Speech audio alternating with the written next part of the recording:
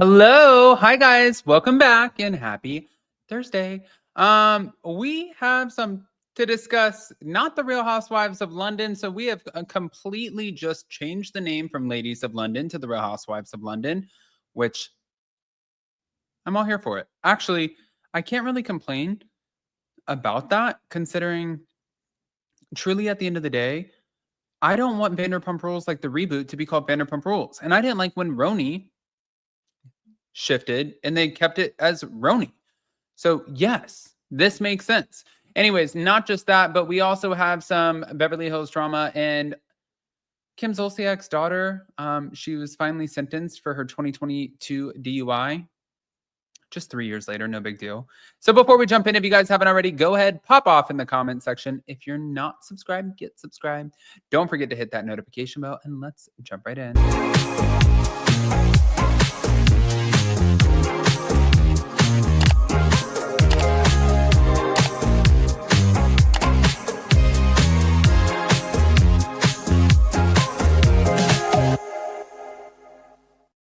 All right, guys, so it's so much fun to have our own site. If you guys haven't seen it, you can go to upandadamlive.com and you can see that the Real Housewives of London, not only is it official, but we have cast photos and everything in between, which makes me really, really excited.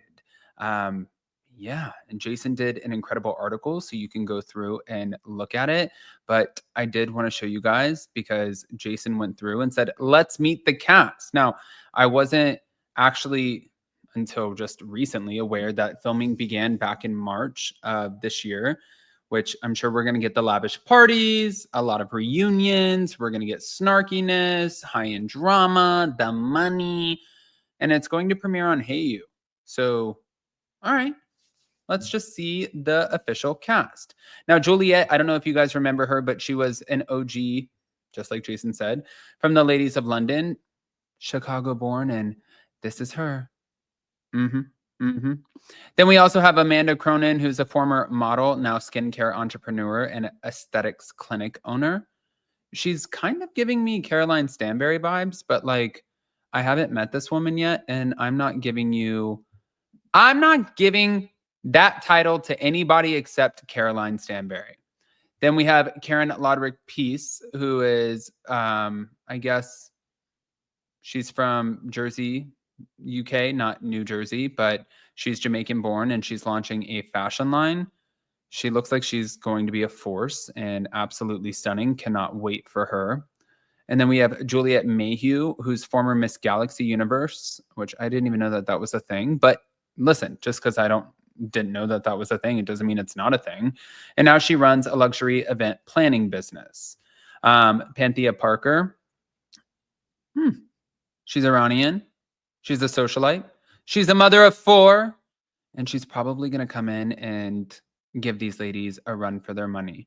But then apparently there's another woman, Nessie, who is a former global finance exec turned baking pro from the Bake Off. This, to me, honestly, first of all, guys, you guys can go to upandadamlive.com and you can comment on this. All you have to do is create a profile and then sign up. It's all free.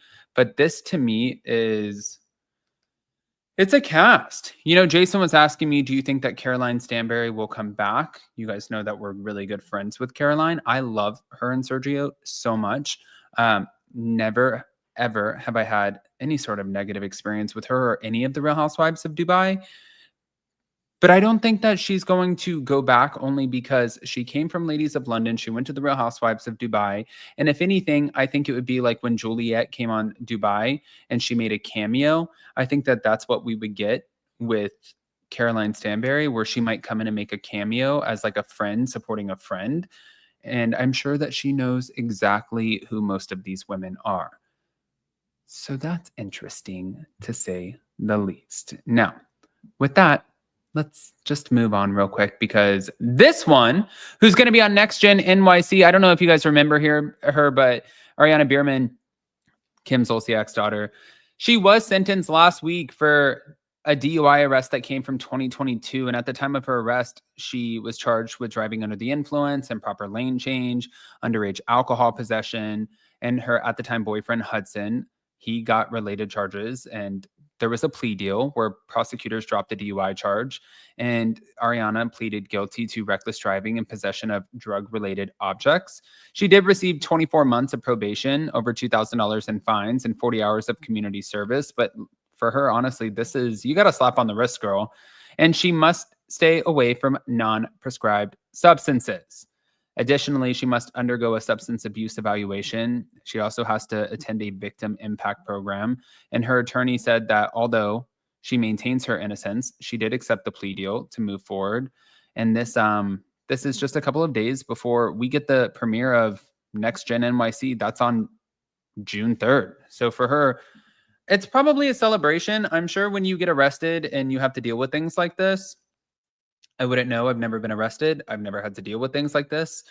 Knock on wood, but I don't have to knock on wood because I don't drink and drive. But like,